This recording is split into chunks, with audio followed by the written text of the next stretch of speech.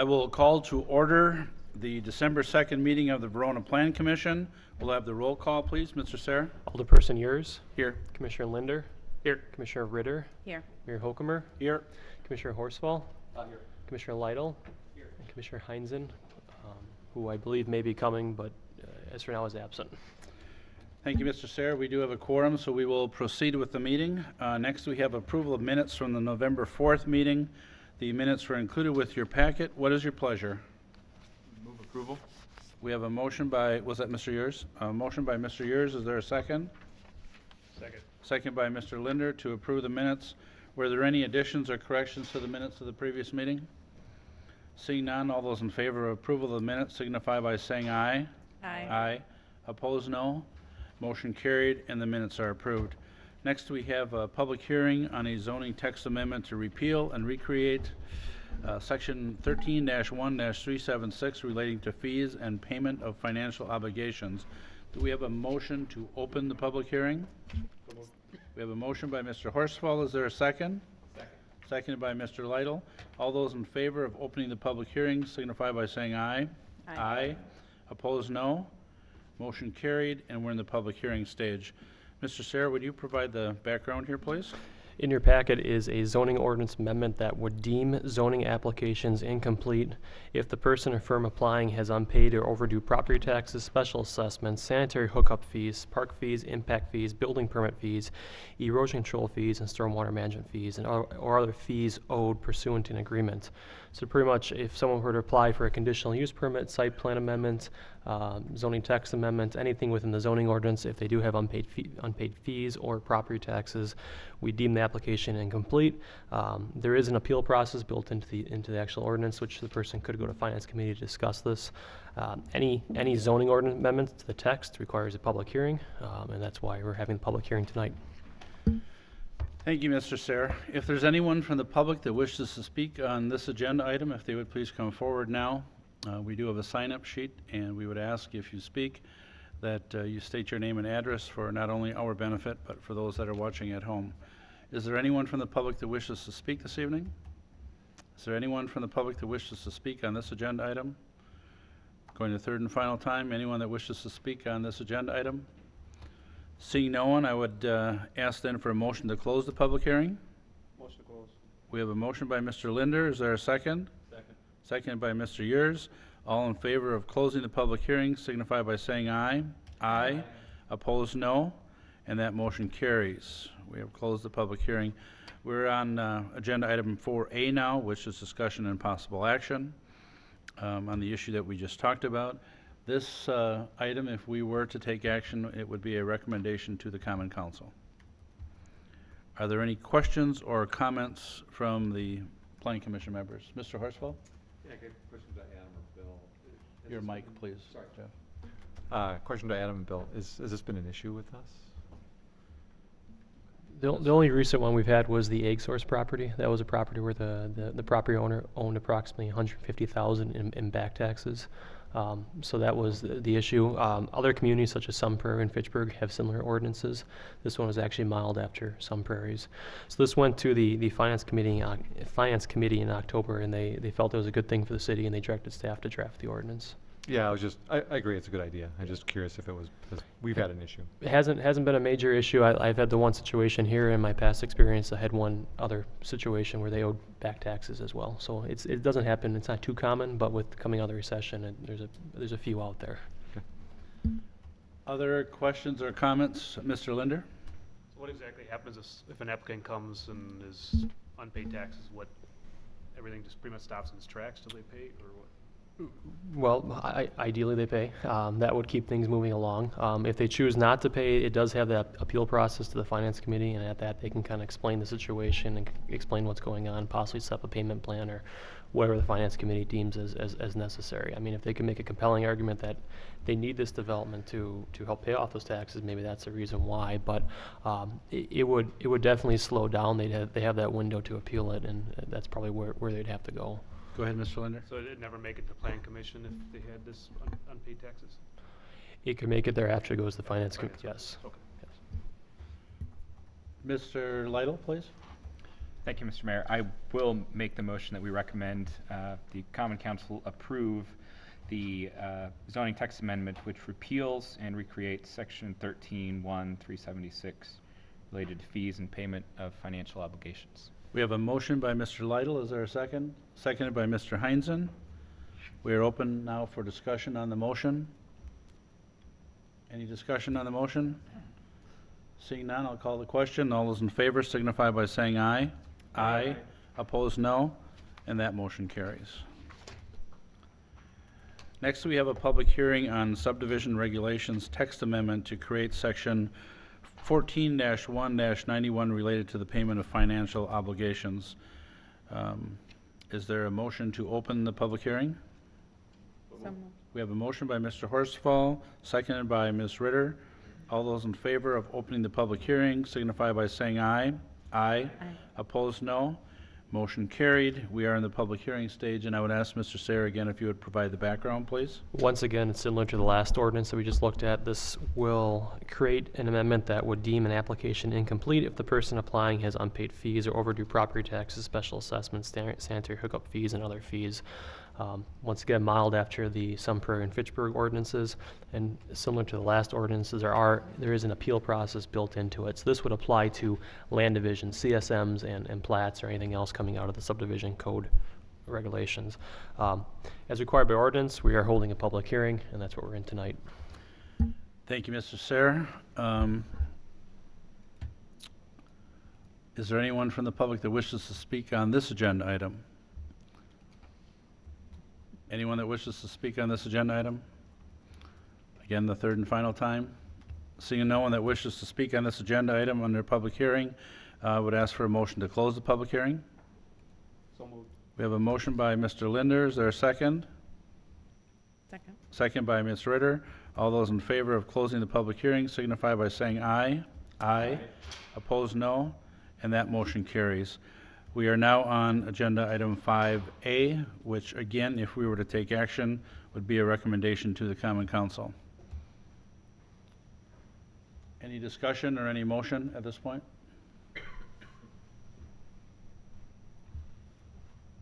Any discussion or any motion? Mr. Lytle? I'll make a go at this one as well. Thank you, Mr. Mayor. I would make a motion that we recommend the Common Council the subdivision regulations text amendment to create section 14-1-91 relating to payment of financial obligations. Thank you. Is there a second to the motion? Seconded by Mr. Horsfall. We are now open for discussion on the motion. Again, this is a recommendation to the Common Council. That was a motion to approve, correct? Recommend. Recommend approval. Further discussion on the motion? Seeing none, I'll call the question. All those in favor signify by saying aye. Aye. Aye. Opposed, no. And that motion carries. We are now on agenda item number 6, which is a public hearing on a conditional use permit for a proposed communication tower located at 451 East Verona Avenue, that's Community Park, to allow for the construction of a cell phone monopole. Let's have a motion first to open the public hearing. We have a motion by Mr. Yers. Is there a second? Second by Mr. Horsfall. All those in favor of opening the public hearing signify by saying aye. Aye. Opposed, no. And that motion carries. We're in the public hearing stage. And Mr. Sayre, if you would provide the background, please. The applicant is proposing to construct a 96-foot tall monopole. This would have the ball field lights at 80 feet and have the antennas between 84 and 96 feet. This use is a conditional use permit in the institutional zoning district, so that's why we're having the public hearing tonight. Thank you, Mr. Sayre. Is there anyone from the public that wishes to speak on this agenda item? Is there anyone in the audience that wishes to speak? Is there anyone else that wishes to speak, or anyone that wishes to speak? Seeing none, I would accept the motion to close the public hearing. We have a motion by Mr. Horsfall. Is there a second?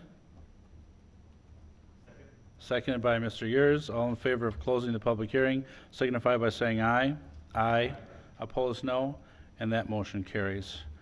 We are now on agenda item 6A, which again, if we were to take action, would be a recommendation to the Common Council.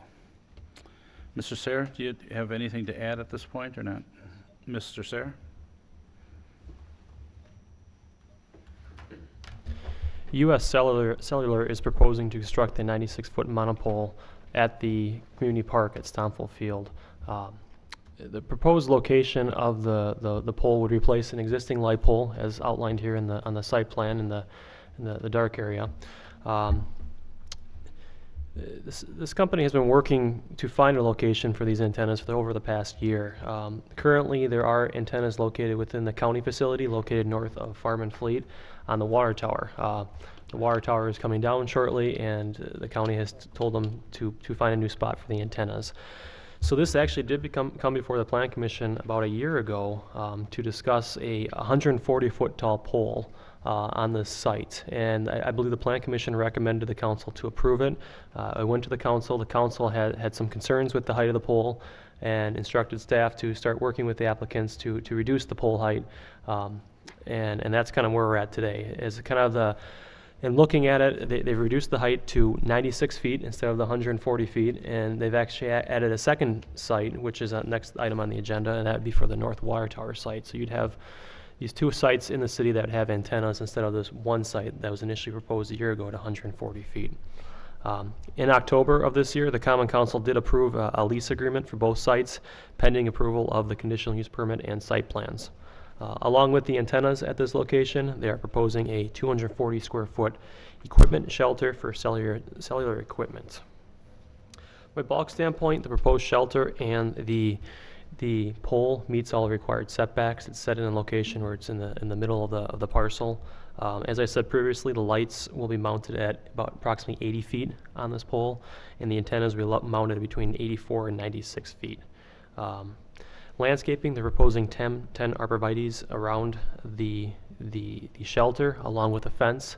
Staff and the applicant both support the fence and the arborvitaes. It'll help keep people away from the shelter, especially kids trying to climb onto the actual building itself. From an architectural standpoint, the applicant submitted 6 potential facades of what the shelter could look like. Staff is recommending the middle one in your screen here that's located in McGuanago. It has brick, it has a green metal roof. It's a nice looking building, and it will kind of complement what's out there. And with the pitched roof, once again, it'll help keep the kids away from it. This did go to the Park, Forestry, and Recreation Commission for discussion. Discussion at that meeting was in relation to the utility easements. The previous site plan that the Park Board looked at, the easements are actually located on the county property, and in response to that comment, the applicant has relocated those eastern utility facilities onto the city property. The second question that came up was what happens if the company goes out of business, or they abandon the antennas, or the lease expires, and that's actually addressed in the lease. There's termination language that was put into there. So staff believes all the questions from the Park Board have been addressed. From a conditional use permit standpoint, we've gone through the findings of fact, and it does conform to all the specific and general requirements as required by the zoning ordinance. So with that, staff recommends that the Plan Commission recommend to the council approval of the conditional use permit for 451 East Verona Avenue to allow for the construction of a 96-foot light pole with antennas. And for the next item on the agenda, we also recommend that the Plan Commission approve the proposed communication tower and equipment shelter located at 451 East Verona Avenue. Thank you, Mr. Sayre. We are open for discussion or for any motions. And again, this will be a recommendation to the Common Council. Any questions, Mr. Horsfall? What kind of insurance do they have? So it's on city land, correct? Not that I'm saying this is going to happen, but a baseball hits the tower and puts a light out or something, or who's responsible for fixing? Mr. Burns? Yeah, there is a lease agreement for this site that's been negotiated from between U.S. Cellular and the city, and that does address insurance requirements and liability concerns. And I don't recall the specific dollar amount, but we did ask for a higher level of insurance for this site because of that concern that it's located in a park. Other questions, comments from Plan Commission? Mr. Ures? I'd like to make a motion to recommend council approve a conditional use permit at 451 East Verona Avenue. We have a motion to recommend approval. Is there a second? Seconded by Mr. Horsfall. I got to get caught up here. Motion made by Mr. Yurs, seconded by Mr. Horsfall. We are now open for discussion. Discussion on the motion. Mr. Linder? Do we need to include the construction of a 96-foot light pole with antenna on the motion? Mr. Sayre? I don't think you have to. Mr. Lytle, but before you respond, having spoken with a number of people in the city recently, they mention it more from the city council than the plan commission, but some people are having problems hearing us. So if we can just make sure that when we speak that we're turning the mics on and that we have the mic close enough so that they can hear us, okay? Mr. Lytle, thank you. Thank you, Mr. Mayor. When we saw this the first time, there was a taller tower proposed, and I seem to recall that there was a possibility in that configuration that we could lease further antenna slots to other providers. Do we know with this configuration whether that's still an option available to the city or if it's pretty much fully occupied in this version? Mr. Burns? Yeah, the potential for leasing additional space is obviously more limited with the smaller tower, although that possibility does exist. So the lease that the city has negotiated includes language that somebody may lease space from U.S. Cellular on the tower, but only if they first enter into an agreement with the city to lease ground space, and that's our ability to capture revenue if there'd be somebody else that co-locates. It may not happen with the shorter site, but it's possible somebody would, and we do have that language in there. Further questions or comments? Certainly this has been before us before, and we've talked about it as a city. It's just important that we need to have, or I should say we, the USL needs to have an antenna in order to provide service to the citizens of this area. So I would strongly encourage you that we support this so that the approvals get put in place and we can move forward. Further questions or comments? Seeing none, I will call the question. All those in favor of the motion signify by saying aye. Aye. Opposed, no. And that motion carries. We have the second item. Mr. Sayre, is there anything more to mention on that one? No. Okay. And the second item just requires approval of the Plan Commission. It is not a recommendation to the Common Council. Is there any discussion or potential motions at this time? Mr. Linder? Just for clarity, the site plan includes the building and a fence around it, a chain link fence, is that correct? Mr. Sayre? Yes, the fence has, I think, slats in it as well, but chain link with slats. Mr. Linder? I'll make a motion to approve the site plan for the proposed communication tower and equipment shelter located at 451 East Verona Avenue. We have a motion by Mr. Linder. Is there a second? Second by Mr. Yurs. Discussion on the motion? Ms. Ritter, please. At the Parks Commission, I seem to recall that the building that they were discussing was the one on the upper right corner with the brown band across it, but we recommended that it have the green roof. Does anybody have any recollection about that? I do not. Mr. Sayre? I do not. I know the applicant's here tonight if you want to talk to him about, you guys put a condition on there that it's approved by the park board and the building design. I mean, that's probably something he'd be comfortable with, but I think Todd could probably help you with that question. Did you have a conversation with Dave? I know Dave is not here tonight, but. No, I have not. Todd Anderson, representing U.S. Cellular. I did not, but whatever we, excuse me, showed you on those, what you guys, I mean, that's what you're limited to for selection. Sure. And at this point, if we just pin down what you want, that's what we will do. And it was my understanding that we'll get that, the final one once we get our building, we'll get those drawings established, then we'll get our permit after that point. Okay. I would just make sure that the one that the park board chose is the one that is communicated to U.S. Cellular. And who would we contact for that? Dave Walker. Dave will be the one to pick, Yeah. or I'll confirm with him and whatever he says they want, that's what we will incorporate in the drawings and get it built that way. And the reason why I asked that, because I remember we had the discussion about not the concession stand, the grandstand Yep. has that that band on it, and it would match. Okay. So you'll speak with David. Yep, that'll do. Thank you. All right, thank you. Further questions or comments on the motion? Mr. Horsfall? So Jack, did your motion kind of capture what that discussion was? No. Do you want to just add whatever? It should, if you're willing to add that and this. Amend it to say that the Parks Board will determine which building design to use. And Mr. Yurs is nodding his head. He made the second. That's acceptable to you? Yep. Okay. Further discussion on the motion? Thank you, Ms. Ritter, for bringing that up. We appreciate that. Seeing no further discussion, all those in favor of the motion signify by saying aye. Aye. Aye. Opposed, no. And that motion carries. We are now on agenda item number 7, which is site plan review for a proposed equipment shelter located at 1252 Hemlock Drive to allow for the installation of cell phone antennas on top of the city's north water tower. Mr. Sayre?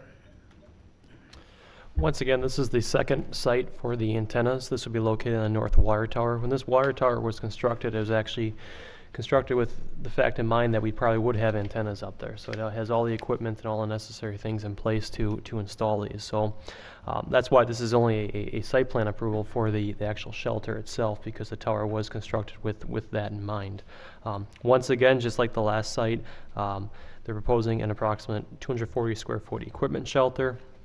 The shelter would be located immediately north of the water tower. It does meet all the required setbacks. The applicant is proposing to screen the shelter with 6 arborvitaes located in the southwest corner of the site. Access to this property would go unchanged. It'd be the existing gravel path that wraps around the ball fields and hooks into the water tower. Architecturally, once again, they've asked the Plan Commission to pick one of the 6 designs. Staff once again recommends the McGuanago one.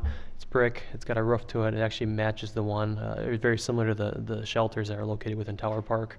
Those are brick ones as well, so we feel it would complement the area too. This shelter does not have a fence. Staff requested that. From an aesthetic standpoint, maintenance standpoint, we felt it wasn't needed due to the fact that we have similar shelters in Tower Park that haven't had any security issues that we're aware of. So that staff recommends the Plan Commission approve the site plan for the proposed equipment shelter located at 1252 Hemlock Drive. Thank you, Mr. Sayre. Discussion or possible action. This again would just require Plan Commission approval. It does not go to the Common Council. Any questions, comments, or potential motions? Mr. Horsfall? At this time, I'd like to recommend that we approve the site plan for the proposed equipment shelter located at 1252 Hemlock Drive to allow the installation of cell phone antennas on top of the city's north water tower. We have a motion by Mr. Horsfall. Is there a second? Second. Seconded by Mr. Heinzen. We are now open for discussion on that motion. Mr. Linder? Do we have to specify what building design we want for yeah. this? My bad. Yes. And as approved by this is not a parks thing, this is a, No. it's more of, This Plan Commission can pick one out. I recommend the McGuanago one that was in the middle with the green pitched roof. the building that is recommended by the administration, Planning director. By the city planner, planning director. by Adam. Okay. That was Mr. Horsfall. Mr. Heinzen, is that acceptable to you? Okay. You really want to second that one? That was kind of rambling and it's not really worthy of a second. Further questions or comments on the motion? Seeing none, all those in favor of the motion signify by saying aye. Aye. Opposed, no. Motion carried, and that has been approved. Next, we have agenda item number 8, which is discussion and possible action regarding a request to designate Outlot 1 of CSM number 13536 as an environmental corridor. And again, this would just require approval from the Planning Commission. Mr. Sayre? Epic has requested that Outlot 1 of CSM 13536 to be designated as environmental corridor. Usually this is done within the platting process, so a lot of times the Plan Commission doesn't see these. It's actually labeled on the plat, and I guess you do see it, but it's not specifically called out like this. The reason they're making this request is MMSD, the Madison Metropolitan Sewage District, is imposing an impact fee on this property of $55,000 for sanitary. The reality is this property has no sanitary to it at all. There's no wastewater being generated from it. The only thing on this property is water for irrigation of the actual berm itself and the landscaping. So EPIC has requested that we designate this as an environmental corridor. Other parks in the city are designated this as this as well. Our stormwater ponds are designated as this, and then our drainage swales are also designated as this, just because it's if it's not actually creating that wastewater, there's no need to actually apply the fee to it. If EPIC were ever to want to develop this property in any fashion, they would have to basically pay the fee. You know, it's a requirement of the Regional Planning Commission. I did speak with the staff at CARPC, and they told me that the Plan Commission needs to approve this request. It can be done just by tonight, and if it's approved, we basically just send CARPC the minutes, and then they email MMSD and tell them that it's been designated as environmental corridor. So that staff recommends the Plan Commission approve the request to designate Outlot 1 of CSM 13536 as an environmental corridor. Thank you, Mr. Sayre. Questions, comments, or potential motions? Again, this is a Plan Commission action item, not Common Council. Mr. Heinzen? Because I'm curious what it means to be an environmental corridor. And I understand that they want to be identified, or to have this property identified as that to avoid paying the sewerage district, but I'm guessing that the environmental corridor has some other qualities attached to it other than just paying for the sewer, and I'm curious what that means that they can do and they can't do, and is it forever once this is identified such? Mr. Sayre? It's basically an open space. You designate it as open space, so it will be designated as that until they come back and ask to change it, which I believe is no intention with this property. Similar to stormwater ponds, it's open space, or drainage areas within the city designated as open space. So it limits you in the sense that there's really no development allowed on there. There's obviously passive outdoor recreation allowed. There's a path on this one. There's paths on other ones as well. There's landscaping and green space, but from a use standpoint, it doesn't impact the use of the property as long as it's held in open space and not developed with buildings or anything like that. Further, Mr. Heinzen? Sure, and I guess just to follow that up, does that mean that it could be held at, EPIC controls whether or not it's an environmental corridor? Like 10 years from now, it could remove that designation, or would have to ask permission to remove that designation? Mr. Sayre? It would be removed during the site plan review process. So if they were to come in and decide to do, I don't know, whatever they'd actually have to come in and get approvals, and at that point, they'd probably have to break out what chunk is being removed from that section as well. It'd be no different than if the city wanted to take a stormwater pond and sell it off to developer. You could just remove it from there, but it would take Plan Commission action. It couldn't just be, I want to do it. It'd have to be coming from the city, since we're designating it as that. Further questions or comments? Mr. Yours? I would just like to have it reflected that I'm abstaining from this vote due to my wife's relationship with EPIC. Okay. Further questions or comments or potential motions? Mr. Linder? I'll make a motion to designate Outlot 1 of CSM 13536 as an environmental corridor. We have a motion by Mr. Linder. Is there a second? Second. Seconded by Mr. Lytle. Further discussion on the motion? Seeing none, all those in favor of the motion signify by saying aye. Aye. Opposed, no. That motion carries, and we'll let the minutes reflect that Mr. Years abstained. Next, we have discussion on a planned development concept plan for Hometown Grove development located at 845 Kimball Lane to allow for the construction of a 4-unit townhouse and the development of a 37 single-family lots. Mr. Sayre, please. So tonight, this is the conceptual review of a planned unit development for the property on Kimball Lane. This is step 2 of 4 of the planned development process.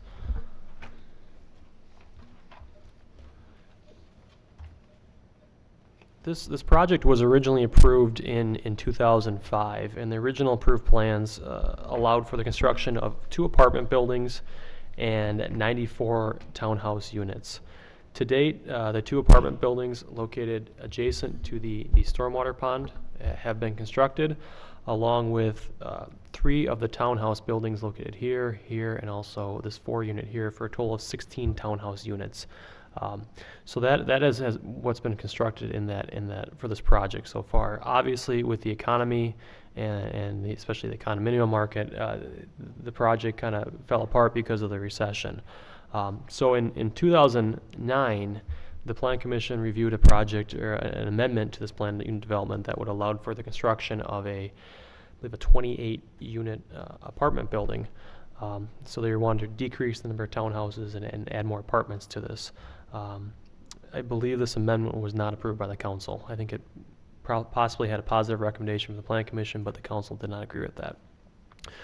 So in 2010, the developer came back again, and there's multiple developers in this project, I should add, but the developer came back again in 2010 and proposed to eliminate the townhouses and have single-family lots, duplex lots, and triplex lots. The Plan Commission had concerns of this project in 2010. That included the small lot sizes and the small roads, and ultimately the developer chose not to move forward with this project. So today, what the developer is requesting is review of 37 single-family lots to relocate an existing townhouse, which is actually located about where lots 1, 2, and 3 are, move it to the back here, and allow for the construction of 1 more 4-unit townhouse building in the back here. This project would have public streets throughout, along wrapping the site, and it would also have private alleyways through the middle. The lots that would be served by the alleyways would have rear-loaded garages. The lots 7 through 20 would be front-loaded garages. The homes that would have the rear with the alleys, those would contain approximately 4,000 square feet, the lot size. The width would be approximately 50 feet, and the depth is approximately 80 feet. The front-loaded lots, 7 through 20, would be approximately 60 feet wide with varying depths of it. One of the things this is kind of being classified as is what we call a traditional neighborhood design, a TND development. There's a few of these within Madison, but the characteristics of this type of project is a mix of housing, and while this single-family project only has single-family, it's surrounded by apartments, duplexes, there's townhouses, you have a school there, you have obviously Grace Tide House, you have an office complex. It kind of fits into that TND mold. Also has interconnected streets, pedestrian amenities, usually making things walkable. That's once again what the use is. Mid to small lot sizes. Alleys are quite common in these developments, and also there's architectural design controls to ensure the houses have a theme or a look to it. The first one we can just go through this real quick is Smith's Crossings in Sun Prairie. This is located on east of Highway 51, just off the highway there, kind of across from the Woodmans. This was started, I think, in the early 2000s. Once again, we have the small, the smaller lot sizes. The houses are pushed up towards the sidewalk in this case. Distinct appearances with the porches. We have some smaller side yard setbacks. There's kind of a look of what they have done there. Once again, the buildings are up to the sidewalk. We have alleyways in the rear with the rear-loaded garages.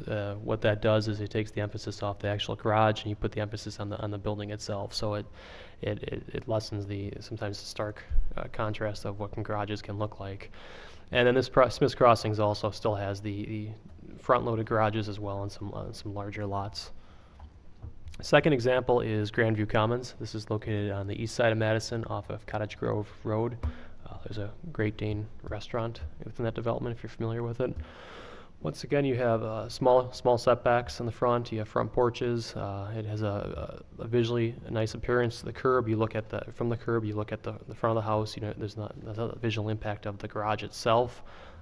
Looking down the street, all the houses kind of line up and there's a similar look. This is kind of a throwback to the 1920s of how neighborhoods used to be developed. And then you also have the alleyway in the rear of the property too. Middleton Hills, just up the road here, I think everyone's familiar with that. They have a Frank Lloyd Wright theme in that project. Once again, houses close to the road. Similar look to the houses setback wise, and then you have the garages off the back that are hidden from view. And finally, we have Linden Park, which is located northwest of Verona. Once again, we have the setbacks off the front of the house. You have the nice appearance of the steps going up to the porches here. Once again, houses with the garages in the back. And then finally, that development too also has similar lot sizes to the front-loaded garages within this development, with 2-car garages and space there as well. So from a bulk standpoint and kind of looking through this, since this is kind of there's some smaller lots in here, I took a look at a couple other areas in the city. The first one I looked at was the Goldenrod Circle area, just north of Harper and Whalen Road. That's actually a planned unit development that was approved in 1999-2000. The lot sizes in that development are between 58 and 63 feet wide. The applicant for this one is proposing, I believe, 50 feet for the front-loaded garage, or for the rear-loaded garages, and the front-loaded garages would be 60 feet. So it's within that area for the front-loaded garages. Hawthorne Hills, which is located within this area, the smallest lot size in that neighborhood is approximately 65 feet. And that's consistent with our CR, Community Residential Zoning District. Density, the applicants, with this request, the density in this project would be reduced. The 2005 approved plan, the entire area, including the apartments and the townhouses, would provide a density of 12.6 DUs per acre. When looking at this one with the single family, the townhouses and the apartments, it provides a density of 9.3 dwelling units per acre. So there's a reduction in 3 dwelling units per acre. And when you just look at the single family component by itself, the density is at 5.2 dwelling units per acre. Access, as I said previously, the site would be accessed by 2 public streets wrapping the site, and there'd also be a public street running through the middle of the property as well. These public streets would be 52 feet wide, which would result in 28 feet of roadway. You'd have 6-foot terraces on each side. You'd also have 5 feet of sidewalk on both sides. Most likely parking would be restricted within this area. They also propose 2 20-foot wide alleys. The alleys would be private outlets owned by the association, and it would include an 18-inch rollout curbs on both sides. Stormwater, we haven't reviewed any of that yet, but there was stormwater plan for this project back in 2005, and most likely that would just pick up where that left off. From a zoning standpoint, if the single-family project or portion of this moves forward, it will require a rezoning. Right now, the property is zoned urban residential. The applicant would have to rezone the single-family portion to community residential, the CR district. That's the best fit for this type of project. Staff encourages the applicant to take a look at what the requirements of that district and making sure that if there's any exemptions required, just to review the standards of the CR district. Architecturally, the staff believes specific architectural language should be incorporated within the GDP of this project to ensure that there's a distinct look to it, that it has a distinctive feel and architectural style to it. One thing that staff would encourage is for the homes that have rear garages, they have the front porches to match the existing townhouses on Kimball Lane. The existing townhouses do have the front steps walking up with the porches. We encourage that to kind of match that. Another thing for the applicant to look at is with the front-loaded garages, since they are smaller lots, possibly capping the maximum width as percentage of the entire house, either at 50% or 60% or whatever that number would be, just to reduce the visual impact of the actual garage itself on looking out to the street, because those will be smaller lots. One other item we recommend as well is looking at a maximum setback line or a build-to line to ensure that consistent look to the project as well. I mean, if with these types of projects, the architecture is kind of what drives it, of making sure it is a uniform look to it, that everything kind of has the similar theme to it. There are some exemptions requested by the applicant as part of the planned unit development process.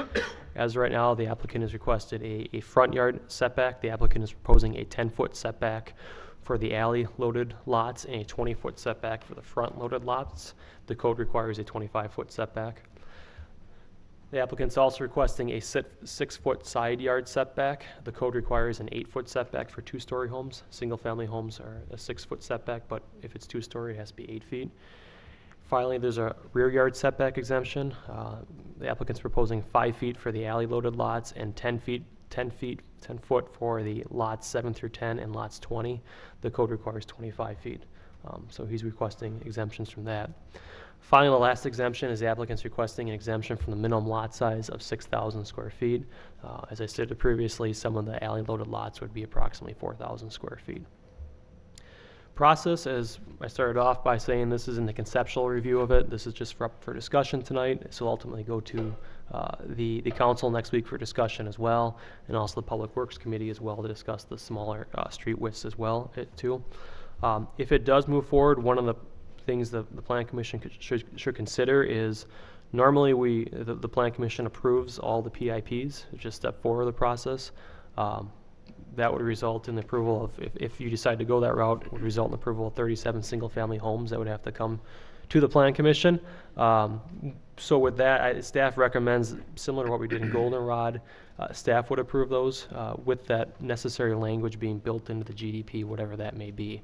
I wouldn't recommend taking 37 single-family house plans to the Plan Commission, but it's open for discussion. With that said, staff does have a few more comments. I've touched on most of them, but I'll just touch on them again. Once again, architecture for this type of project is very important. The applicant is aware of that. They've looked at other projects in the area. We can help the developer with that if the project moves forward and kind of identifying what kind of things could be included. Staff also encourages the developer to take a look at a few of the lots in here. That'd be lots 7, 8, 13, 20, and 24. This is just a conceptual drawing. Obviously, they'll be flushed out during when the surveyor would actually draw it up, but some of those lots are smaller and could be challenging to construct homes on, and just take those under special consideration. The applicant did request some setback adjustments. Staff would recommend the applicant take a look at the minimum setbacks and try to get closer to more to 15 to 20 feet. And if there is a need to get closer in that, maybe the trade-off is, instead of allowing the house at that setback of 10 feet, maybe the porches or stoops or bays or some type of architectural feature could encroach closer to that 15 and 20 feet. Just trying to push the buildings back a little bit more, and if there is a need to go forward, that the architectural features that I just mentioned would be more appropriate. Staff would also like to see a 20-foot rear yard setback for the front loaded lots too, to give them a little more space on the back of the project or the sites. So that staff recommends the Plan Commission review the submitted materials and provide feedback to the applicant. I know the applicant is here tonight, and I'm sure he'd be more than happy to answer your questions. Thank you, Mr. Sayre. And the applicant is here. And is there anything that you would like to add, or just open for questions? And again, if you would introduce yourself, Thank please. you.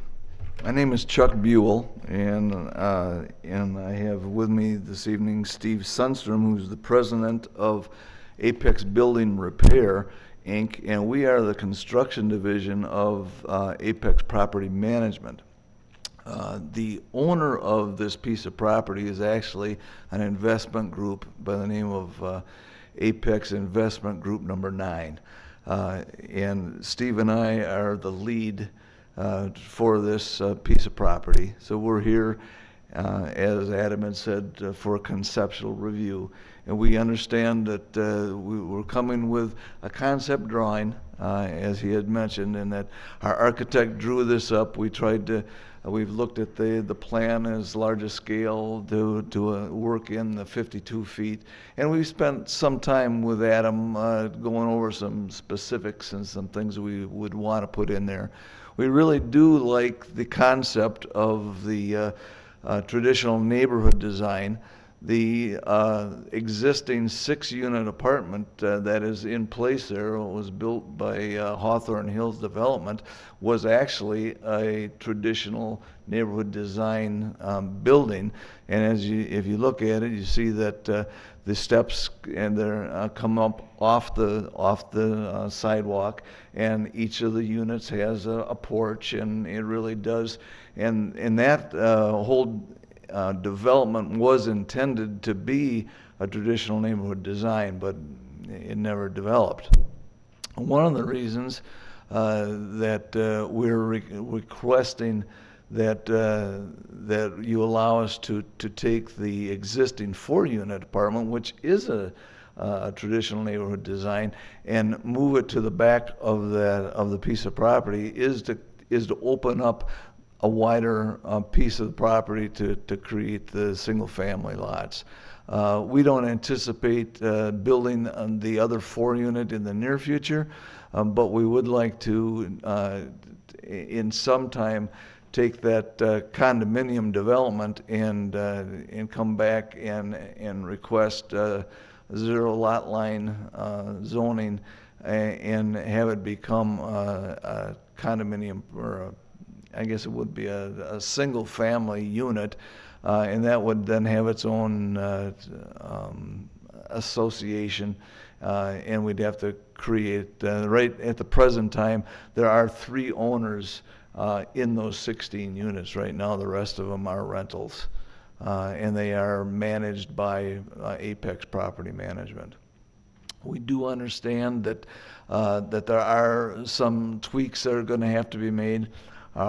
We have employed D'Onofrio Kotke, who was the original engineer and layout engineer for the project, and we are looking at, we understand that some of the lots, as Adam has pointed out, are pretty tight. And once we get into the platting operation of this, there will be some changes. We may have to shift the road a little bit, but you know, it is certainly our intention that when we come back, each of those lots needs to be acceptable, buildable lot. We certainly don't want to create a lot that's not going to be buildable and acceptable. Our request this evening again is to get your feedback on the approximate layout. We're right at this moment, we've got 37 lots. We've got a built-in playground area in the center of the lot, of the property. We understand that you know, this target market is going to be a young family development. It's right next to the school. There's going to be sidewalks on both sides of the public street, so that we do anticipate that there'll be young people in that area. Being that the lots are fairly small, they are small, and there's not a whole lot of play area. That's why we'll develop the playground and the play area to support that community, so that there's some place for them to play. And we anticipate very, very similar to Linden Park, a center playground area with a jungle gym and, you know, some area for the kids to run and romp around. We do anticipate that we'll come back with a street lighting plan.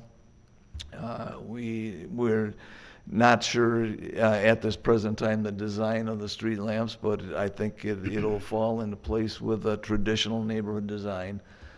Should be quaint. Again, there's only 37 lots, so it's not an extremely large development, but I think for the use and the position that it's in, our intended construction operation would be, again, to get the condominium building back in the, I guess that'd be is that the north section, so that we can bring the 52-foot public road through and moving that way. Are there any other questions you might have?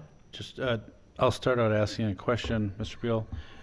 So the way that it's drawn now, and as Adam went through and explained the streets and the private roads and the 37 lots, so the way it's drawn now, that is, if we were to, it's not to city code, if we were to grant the exceptions, correct? Well, it is developed as a PUD, so of course I think the exceptions are for R1 lots, and when you have a PUD, it obviously, you know, we're asking for exemptions in that, so it will have to be developed as a PUD, not as R1 lots. The idea, again, as you mentioned, the front, when I chose a 10-foot front lot, I was actually measuring from the sidewalk to the front step of the stoop. not the building line. So, I mean, it was my intention, again, to duplicate that neighborhood, the traditional neighborhood, where, you know, you invite activity on each one of the front porches. And yes, we have no problem with designing or building into the GDP a design to create that neighborhood, and each one of those backloaded structures would have a porch on it. Again, consistent with what's already there in the 6-unit apartment building. We want that interaction to take place, and we see it. Again, I'd like to work with Adam, and maybe he can help us out with some of the designs that you would like to see in the GDP. And I guess, as I understand it, you want to see some of that in a GDP, so you've got some say in the construction. Is that Adam? Is that what that comment was? Yeah, these developments such as Sun Prairie, Smith's Crossing, and Grandview Commons, they were developed as a PUD also. And what they did for Smith's Crossings was, for each area of that development, they built standards actually into the general development plan. Those are setbacks, the architectural features as well, and I probably would mimic a lot of the work that Sun Prairie has done in establishing those for this project as well. So we would set that up in the GDP, so it would actually become an ordinance in essence for this project, and it'd have a little more teeth to it than, let's say, covenants would, just to ensure that that design is maintained over the years and not like covenants initially do, and Sure. then when the developer goes away. I think that would certainly be acceptable to us. It is our intention to open up the lots for sale by owner or to owner with their own builders. So we're not going to restrict this development to only be built by our company. We will most likely build a couple of them, but we certainly won't build all 37. So I think those design parameters are going to be necessary for us to maintain the type of development that we'd like to see. Questions, comments from Planning Commission members? Ms. Ritter? First, I'd like to say that I like this concept. I know that I've looked at Smith Crossing and some of these other Middleton Hills, and that is appealing design. I have a couple questions. The private alley concept, I think I read in your report that the maintenance of that would be the requirement of the homeowners? A homeowners association, correct. Okay, so when the first 2 houses go up, does the developer take care of it until the homeowners association takes it over? It will be. It'll in the covenants. There will most likely be a percentage that the developer is responsible for until a certain percentage of the homes are sold, Okay. where it'll be turned over. It's similar to a condominium agreement. Sure. And the second was for garbage pickup, and obviously a garbage truck isn't going to fit down that alleyway. How does that work? Do they have to take theirs to a designated area to line up their large garbage cans?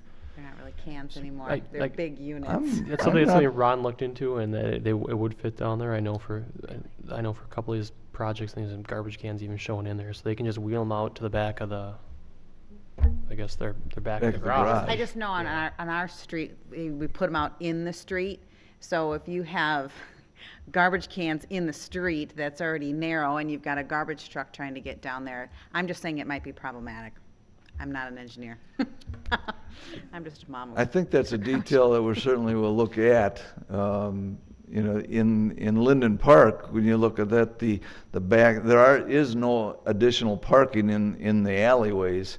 Sure. So you have parking in the garages themselves, and I think some of those garbage containers, I would imagine, well, I guess we'll have to work that out with the city. I like the concept of the porches and having a theme to the development. I think when you're gonna put that many houses so close together, I think it needs to have something like a theme. The setback line, did I hear right in the rear that you were looking at 5 feet? Well, the five, Rear-loaded it's garages? actually designed after, we really like the Linden Park feel. And in the alleyways, they have 5 feet from the edge of the alleyway, which is 24 feet with a rollover curb, to their front, to their garage. So it's not, certainly not very far. You can't park a car there. But that does allow you, in an 80-foot deep lot, it allows you to have 10-foot, at least 10-foot up to the first step. Then you've got your steps and then your porch, and you've got a regular size home, and I think I've presented several different designs there. Then you've got a breezeway entering into your back garage, which has got to be either, the smallest garage would be 20 feet deep, but most likely it'd be 24.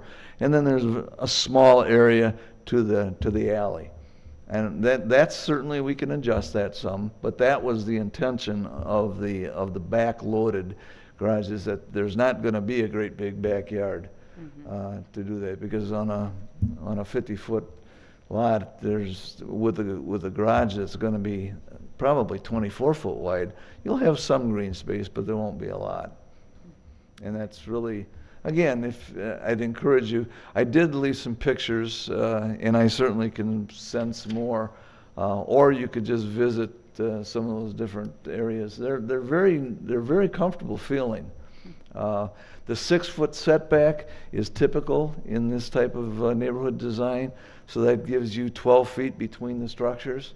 Again, it's not huge, but we have to be very careful about the stormwater runoff design, because you don't have a lot of area to be able to work that. And that would be probably one of the things that we have in the covenants, is that we're going to control the design by our engineers. So we would be setting the foundation elevations, rather, so that would be part of the purchase of the lot. If somebody other than us purchases it, we'll declare what that foundation height can be, so it's uniform. Okay. And my last question is about the park. Is that park going to be maintained? Is that going to be part of the development, so it's part of the association responsibility? It is. Well, that was that's our I guess intentions, is that would be part of the homeowners association, okay, maintained by probably a landscape company that the association would hire. Okay. Yeah. That's all I had. Other questions, Mr. Lytle? Thank you. Well, this is, I think, adds some variety to the housing stock in this neighborhood, which happens to be my neighborhood.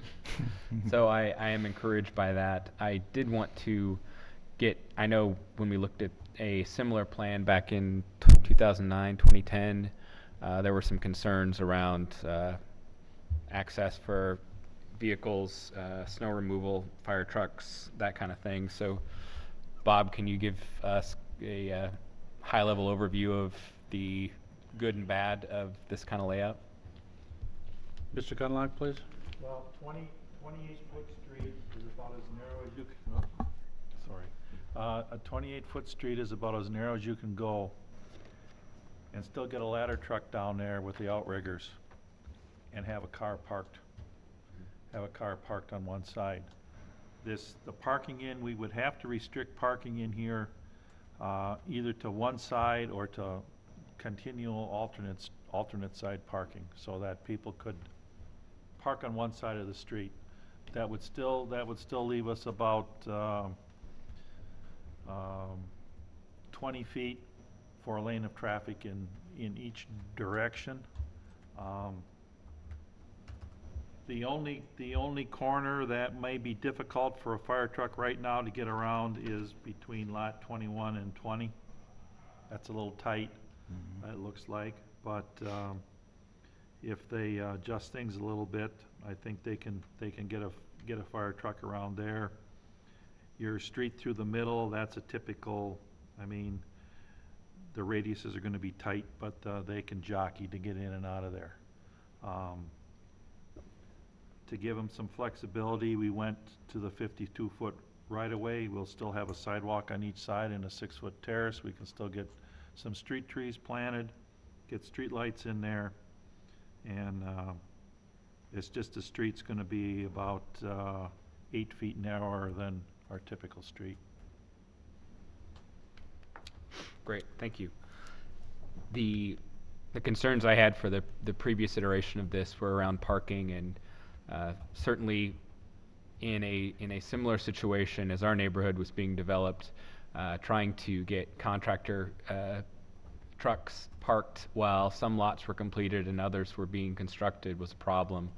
I'm trying to picture someone having a birthday party, and certainly with the front-loaded lots at least, not having much in the way of space between curb cuts. So to increase the likelihood of my support, I would like you to look at the configuration, and some of those lots that Adam was mentioning might be questionable, and look at the potential for designating one of those or reconfiguring the layout so there would be some public parking, some shared parking. Event parking. Right, right.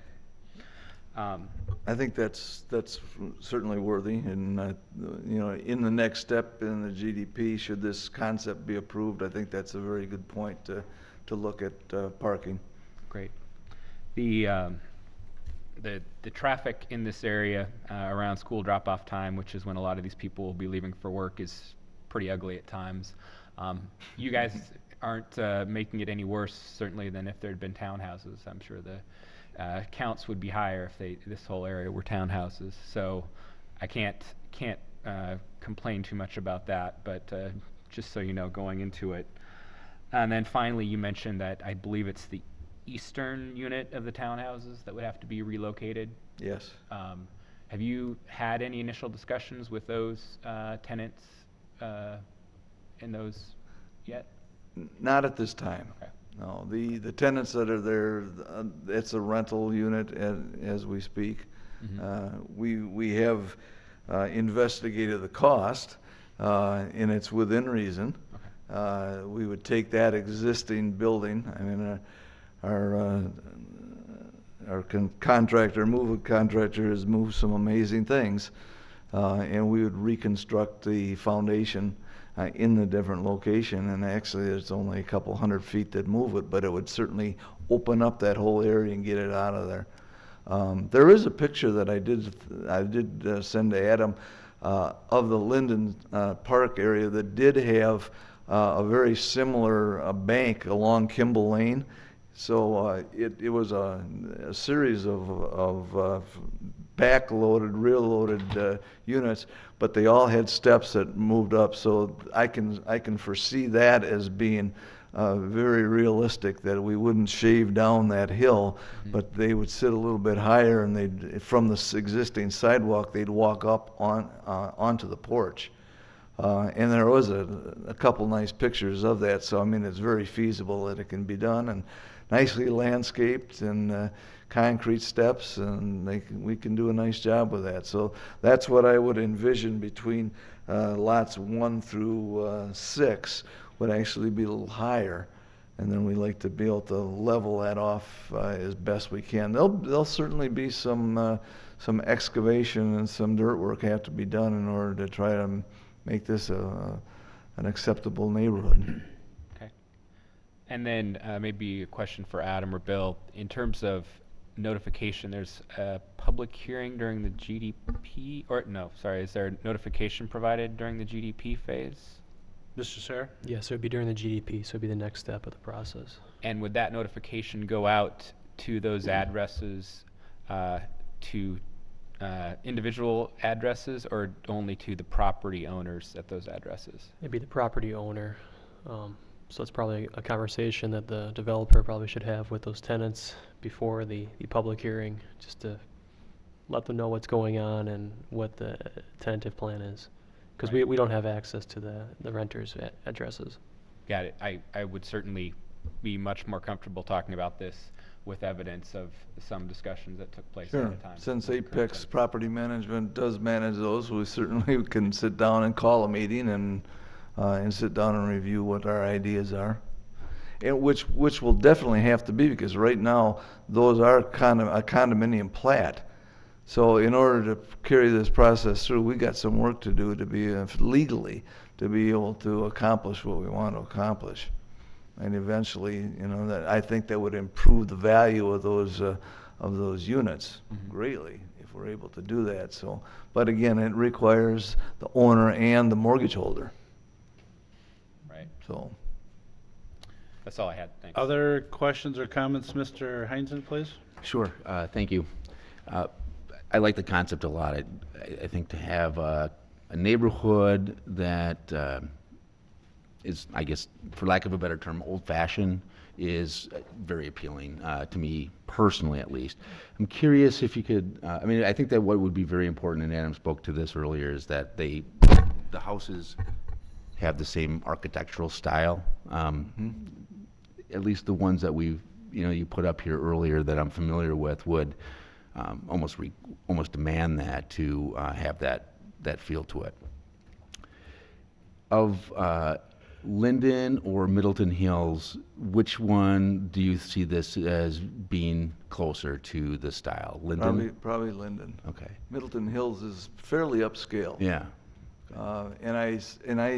We've done some projections. Right now, I initially, in my write-up, if you read that, we were thinking of the lots being in the $60,000 range. I think we're a little high. I think we're probably more realistically like 45 in that range. So they'll be a little less. But I think by the time you get done constructing a 1,100 to 1,200 foot home, with a garage and either a ranch with a basement. My calculations were any place between 220 and 250,000, depending on what was developed and how they're. We can't. I mean, that if we designed them and built them, that's with a small profit and with a 6% realtor's fee built into that. That's kind of the price range, which we have contacted Stark Realty as to be the listing realtor. We're doing some preliminary pricing at the present time, and unfortunately, they're on board with saying that that's a starter home anymore. It's just wow, I'm coming from the old school and. $100,000 is still a huge mansion to me, but that's the way it is. It's not easy to build something that's that's architecturally pleasing in the 1,200 foot range. They're not going to be huge, but I think if they develop like one of the plans I have is a 2-story that's 800, almost 900 square foot on the first level with a second story and a basement. You can get 2,300 feet. So there can be a lot of square footage still put on that lot within the parameters of say Linden Park and that sort of thing. So. Further questions or comments? One of the questions I was going to ask you just answered, and that was about the range on the cost. So thank you for that on the projections. Mm-hmm. Any other feedback from Planning Commission? Mr. Horsfeld, please.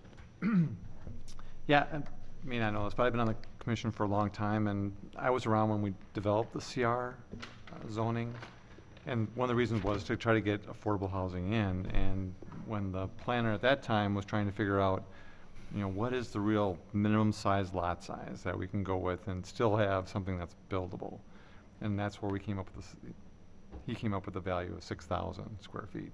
Mm-hmm. So to shrink that down to 4,000 square feet, I'm gonna have a real hard time. I like the concept. It just with 37 lots in there, it seems to me like you're just kind of. It definitely has to. It could only be a traditional neighborhood design. You're right about. I mean, I've built on. Let's see, what's the address? 745. What's the street running up the back of the Hawthorne development? At the top of what is that, Gatsby Glen? What does that run into? Okay, my son owns that. It's a 65-foot lot, and we put about a 2,400 square foot split on that, and that was 6 years ago. We built that, and that was around 200,000 at that time. So I mean, but they're nice. They have nice lots, and it's about that 6,000 range. To put this in a traditional neighborhood, I don't think it would work. And I guess that's my comment, is I'm not going to be able to, move forward with this with the lot size being less than 6,000. So that's just my comment to you, and I'm only one of 7 or whatever. So anyways, that's just, I mean, I have a hard time going something less than 6,000. Thanks. Mr. Linder? So you just said that the traditional neighborhood design is the only way to go. I guess I'd like to hear you explain why that this lot size is the only way to go. Mostly because it does incorporate a backloaded garage, and anything you build today, I mean, people really do want a 2-car garage, and with that kind of design where you can stack it and have an alley and access to the back, it's the best use of the land, and still be able to put a decent sized home on it. But you could have it. Why couldn't you do 6,000 square foot lots in this development? Well, you could decrease it down to about 20,000 or 20 lots instead of 37 lots. It's a matter of economics also. We're trying to keep the units that are affordable. Prices would go up. The fact is that the development of this piece of property will be between probably $700,000 and $800,000 by the time we pay for the construction of all the utilities, the roads, the administration, the fees that are required by the city. So you have to recoup that somehow, and it becomes, we want to balance it the best we can. We want to provide as good of a property as we can provide that's acceptable. No, you're not going to be out in urban development, but it does give you space, and hopefully it's affordable. Like I say, we might not be able to get our 37 lots on it by the time we actually plat this out, but it'll be similar to the design that we're showing you now. Mr. Linder? I'm familiar with development. My sister lives in one in McFarland. There's a development. She has this tiny little backyard and a car garage and 2-car garage in the back, and it fits her lifestyle just fine. The question is if it's right for Verona. I guess I'm not feeling comfortable yet with, it just seems like there's so much in this little area. Even that park looks tiny. I don't know if that's enough parkland for the development. I guess that'd be a question I have.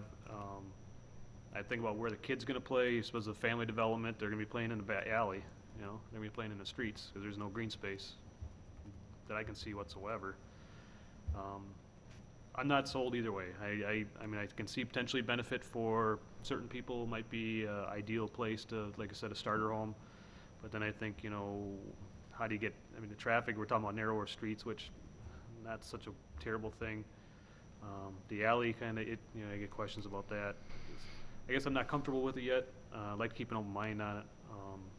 I appreciate that. But I guess I'd like to see a little more detail and this 48-foot lot on 13. I mean, that's really small. Well, that So- I think is going to go away. Question some of that, the between lots 9 and 10, it kind of points out there. I'm not sure the point of that.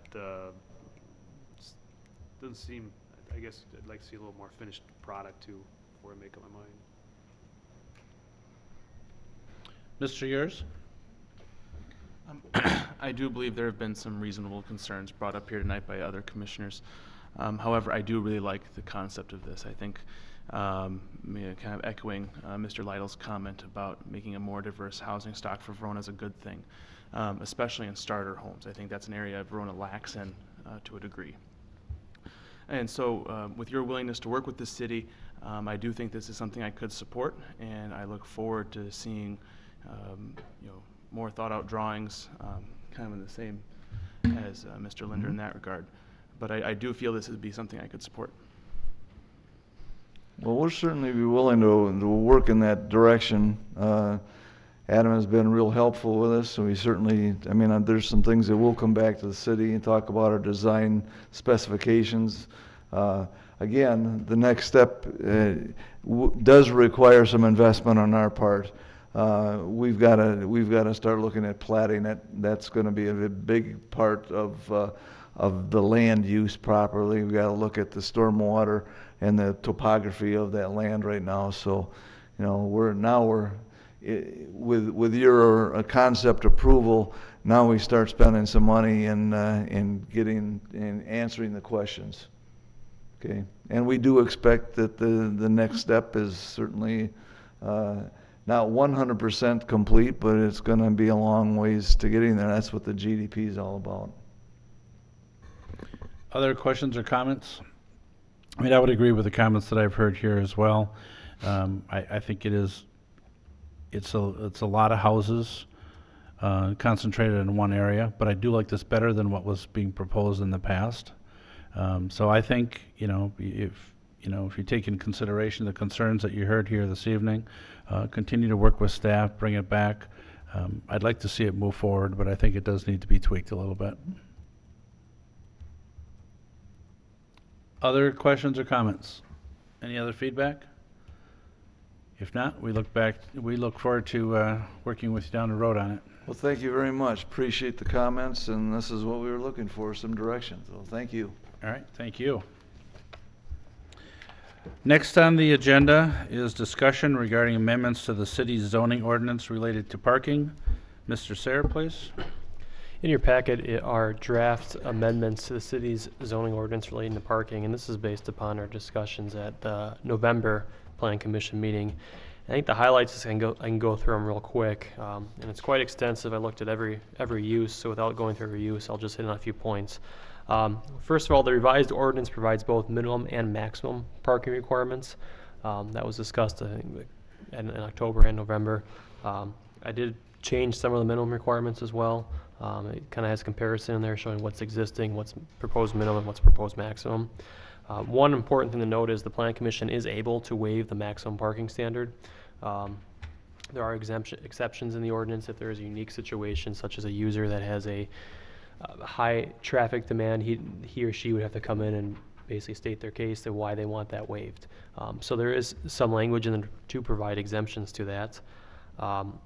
With that said, it's still important to note that there are still some challenges with minimum and maximum parking. An example I note is the project at Hometown Circle. If you recall, when that developer came in, they did not identify any tenants, which makes it difficult to say, well, is a retail operation going in there? Is there a restaurant going in there? Is there an office going in there? It's tough to calculate maximum and even minimum in that situation. So in the reality, some of these buildings are built on spec. Some of them have tenants signed up, some of them don't. So it still becomes challenging of when you try to cap that maximum number, you don't really know what you're capping at sometimes. You're kind of guessing, or trying to hold the developer's feet to the fire and say, well, you're going to limit what you can put in here right now. So that's something we're going to have to work through, but it will be a challenge, and it's already a challenge. One of the items brought up at the last meeting also was financial incentives and looking at that and how we could financially encourage that. One of the ideas that we kicked around at staff was, well, do we waive fees for shared parking? And that was the question of how do we incentivize shared parking? And we looked at possibly waiving fees. And what that came out to from an application standpoint was probably less than $1,000. And the reality is I don't think $1,000 is going to convince a developer to do shared parking. It's just one of those, they're going to do it no matter what if they have to. So we believe with the parking alternative section that we've added to the ordinance, that will provide flexibility and it will hopefully encourage developers to do that without actually trying to provide them with some financial incentives. One last thing to note is that there are challenges with this ordinance. It's what's called in the planning and zoning profession, we call this a Slavny ordinance. We had this ordinance in Oconomowoc as well. It was written by a planner named Michael Slavny. The challenge that we have is it groups land uses into general categories. It doesn't get too specific, which is good and bad. But when you kind of get down to specifics as minimum, maximum parking, that's where these uses get challenging. And the good example is you're classifying advanced auto parts as the same as a farm and fleet. And it's tough to look at a maximum parking requirement when you have a user that's over 100,000 square feet versus advanced auto parts, which is 7,000 square feet. You know, they're not the best comparables when you start looking at maximum parking. So that's a challenge when looking at this. We may want to look at that in the future and get more specific on our uses, and to be clear with that, because it does create some challenges with specifics on parking, especially of, you know, is it fair to group those two uses together? Well, maybe no, maybe you break it out by a certain square footage instead. So that's something we have to look at. So once again, I encourage the Planning Commission to take a look at this. I'm not sure if you had a chance or not. It's quite lengthy. As you go through it, there's also some examples, as I did last time, as showing what the ordinance would do for 4 different projects as a minimum, maximum, and also what we've approved in the past. We also have our parking alternative section that I've added, and then also cleaning up some language in the ordinance too. So I would just encourage you, if you have any feedback, I'd love to hear it. Is there any feedback for Mr. Sayre this evening? Mr. Yers? I would just thank city staff for the amount of effort put into putting this together, and also that, you know, I agree with it and support it, and hope that we can take some action on it here fairly soon. Other feedback, comments? Mr. Linder? So developers, are they gonna typically go towards the maximum side of the new ordinance this pass? Yes. Probably, you'll have developers, when it's non-residential, always go towards the maximum, and when it's going to be apartments, they're going to go always towards the minimum. So that's why in the ordinance there's no maximum for apartments or multifamily, because nobody ever wants to go to the maximum, and there's a maximum for the non-residential because that's where they always go there. I like. Go ahead, Mr. Linder. I like the idea.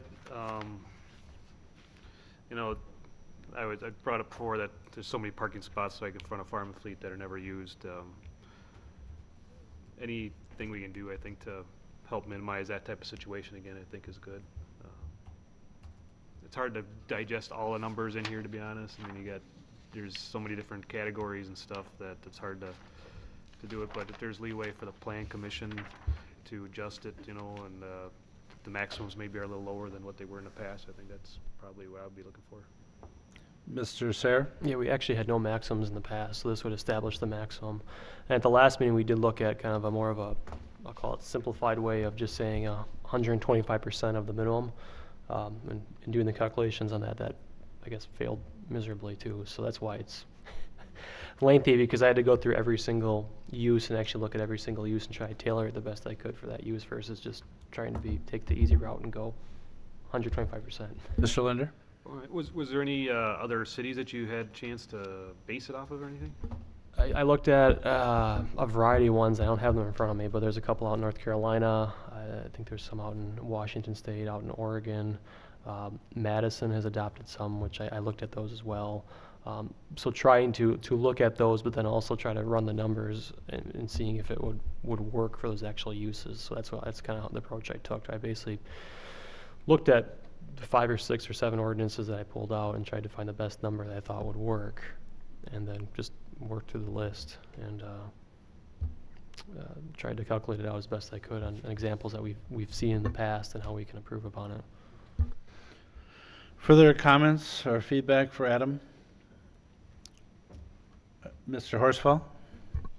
Just so, I wasn't at the last meeting, but so for example, for the Farm and Fleet property, the approved was 408 spaces. The minimum was 287.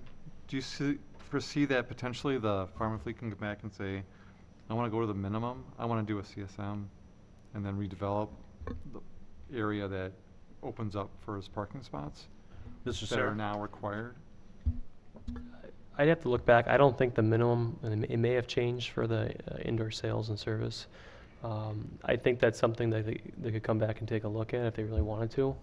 Most developers, especially retail developers, will always skew towards the maximum. It's the perception that Empty parking lot means I can easily park and it's not a concern about someone pulling in there. You know, the rule of thumb is developers usually ask for about 7 spaces or 10 spaces per 1,000 square feet. Most cities require 3 to 4 spaces per 1,000 square feet.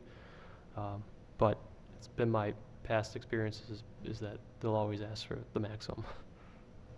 Well, getting to Jack's point about, you know, Farm and Fleet does look like it's pretty empty in that. If I was a developer or the Farm and Fleet, I would say I can live with less. Why don't I try to sell off this portion and recoup some of my... Yeah, and I think in that example, it'd be nice, I mean, hopefully they still have a vacant lot in between that and the Egg Source property for that office building. Right. Hopefully, if and when they come forward with that, we could hopefully use, I would hope, use some of the existing parking out there and not build another big parking lot just for that, whatever user that may be. So, I mean, I would, in that situation, I would encourage them to better utilize their site versus, you know, maybe dividing it off initially. Maybe how can you use your site in the future versus creating more lots, but it's a valid point. Other comments, any other feedback? I know a couple times I picked this up, Adam, I started looking at it and then I put it down, I was gonna come back to it. So I was glad that we were not taking any action on it this evening because I really wanna go through it and take a look at it, and if I have questions, before the next meeting. I don't wanna cut off any discussion on this though. Is there any other feedback this evening? Otherwise, Ms. Ritter?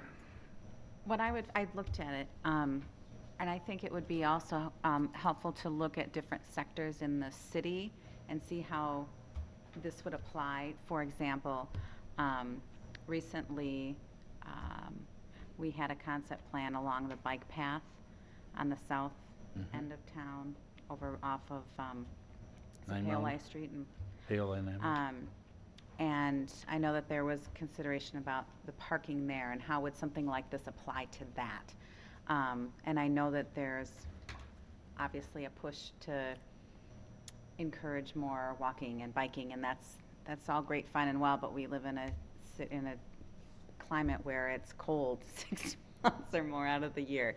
And so that, you know, it may not always be applicable to walk and bike somewhere. So it'd be, while it's on the bike path, it's we still got to look at how much parking that place really needs all year round rather than just certain segments of the time, and the downtown area. And there may be some others along you know, North Main Street and things like that where parking is limited on the street.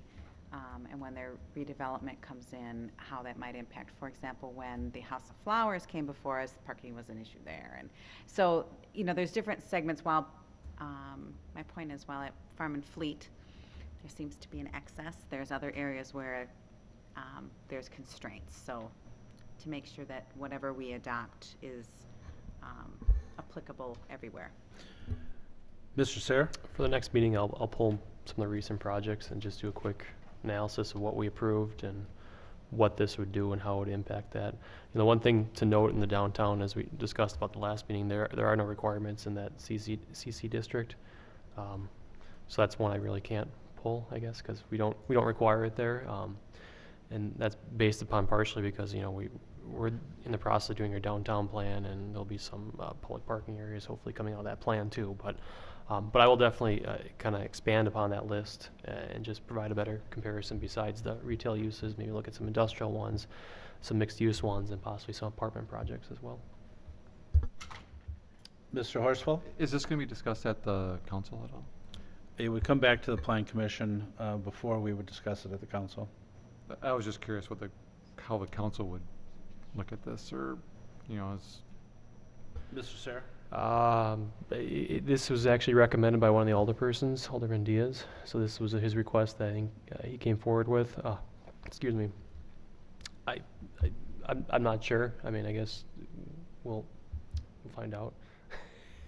Dale, do you have any feel about how the other council Mr. Ayers? members are? I guess I don't want to speak for other alders. I mean, I don't know if it's possible to put on the council agenda for discussion, and then, you know, we can bring that information back to the Plan Commission at the next meeting.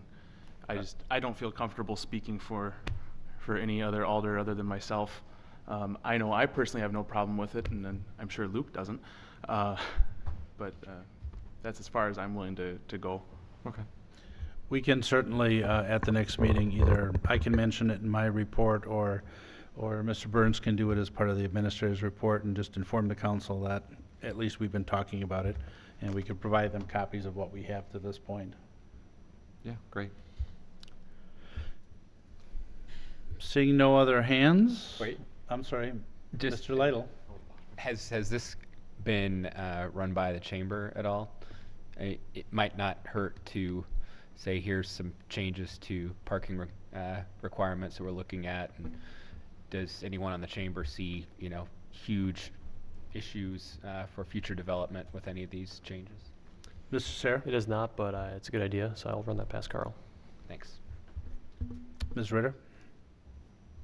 I might recommend that there's a group that gets together to talk about, this is a huge issue for our city, and if we're gonna be talking about planning development in certain, which we've done, I think this is a component of that, and I agree with you that the chamber should be involved. I agree that the city alders should be involved, the plan commission members should be involved, and there might be some others that might wanna be at the table too. Thank you. Anything else on this agenda item? Seeing that, we will move on then. Next, we have agenda item number 11, discussion and possible action regarding a resolution to stimulate downtown growth. And I'll call on Mr. Yurs. Mr. Yurs, please. Thank you, Mr. Mayor. I asked to have this agenda item put on tonight's agenda because we're getting close to voting on a downtown plan for the whole city. And one of the things as I talk to citizens of Verona and constituents, they want to know what the commitment level is of community leaders and elected officials. And so this is a way that it's very broadly written. It takes many of the goals offered from public meetings for the downtown and kind of puts them into a vision, almost like a vision statement, and just show that we have the commitment to the downtown, that this isn't something that we're doing a whole bunch of work on that won't end up being done. And so I guess at this point, should I read it into the record, or? Sure. Okay. A resolution to stimulate downtown growth. Whereas the city of Verona has decided to revitalize the city's downtown to enhance its value to residents and visitors, and whereas the city of Verona seeks to make downtown a gathering place and a center for the community's social life, and whereas the city of Verona wishes to stimulate small business growth throughout the downtown corridor, and whereas the city of Verona hopes to create a downtown that residents and visitors find convenient and walkable, now therefore be it resolved that the city of Verona will make responsible and timely decisions to establish a downtown that embodies the culture of Hometown USA. This resolution was presented to the Downtown Steering Committee earlier this evening. They did not have a complete quorum. However, I did get a general consensus that they approved the sentiments of the resolution as well. Discussion, potential motions on this agenda item? Mr. Lytle? So procedurally, this is something you'd like to be referred from the Plan Commission to the council? Is that the Yeah, right? I wanted each body to have a chance to vote on it. And just a way to, again, to just kind of bring consensus amongst the Plan Commission and amongst the council as we take on, such a large project as downtown revitalization. Questions, comments, potential motions? Mr. Yurs? I will move to recommend adoption of the resolution to the Common Council. We have a motion by Mr. Yurs. Is there a second? Is seconded by Mr. Lytle. We are open for discussion on the motion. Is there any discussion on the motion, Mr. Horsfall? So who authored this? Was that you, Dale?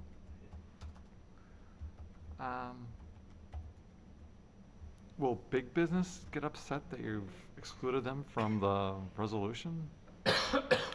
Mr. Yurs? I mean, do we care if downtown is subject to, what is a small business versus a big business, or? I guess this is a question for Bill. Does Verona have a downtown or a big box ordinance? Mr. Burns? Or Mr. Sarah? No, we do not.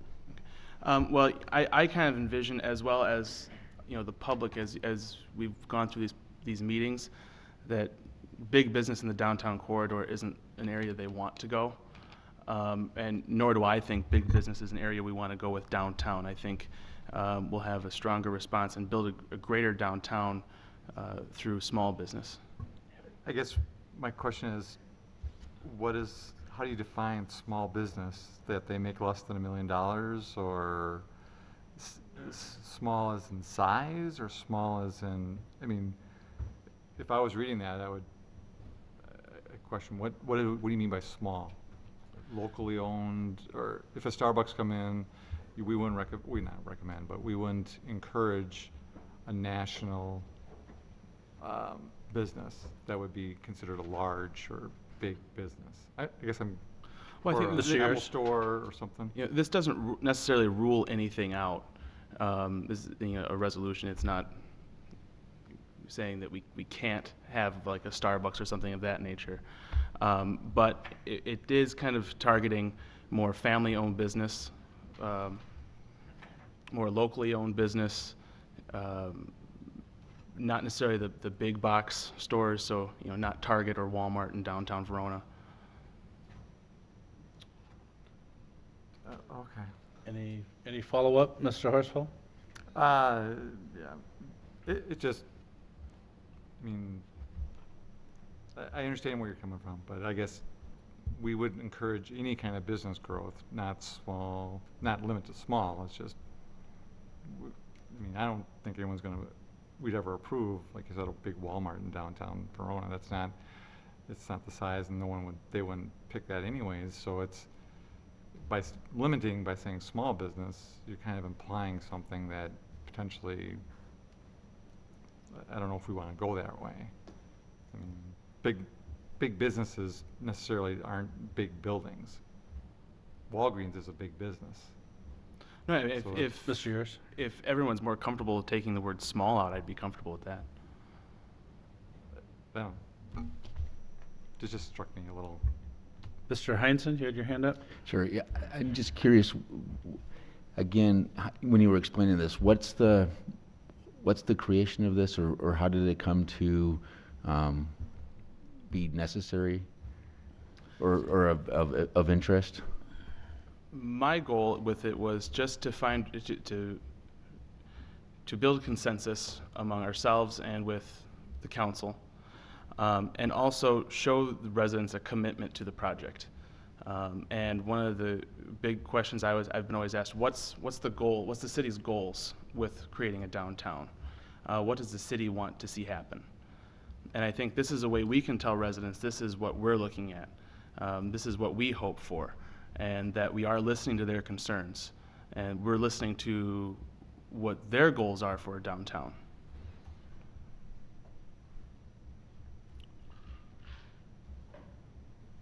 Mr. Lytle? I've missed a couple of the public meetings around the downtown plan, but does the downtown plan, is it expected to contain any sort of visioning or strategy statement for downtown as well? Mr. Sayre? Yes, it will. Is there any issue with this not being harmonized with the downtown plan? It's hard to not get behind the various findings in the resolution, but in terms of timing, in terms of influencing the vision that's laid out in the downtown plan, which has had significant public comment, I just wanted to get your perspective. Mr. Sayre?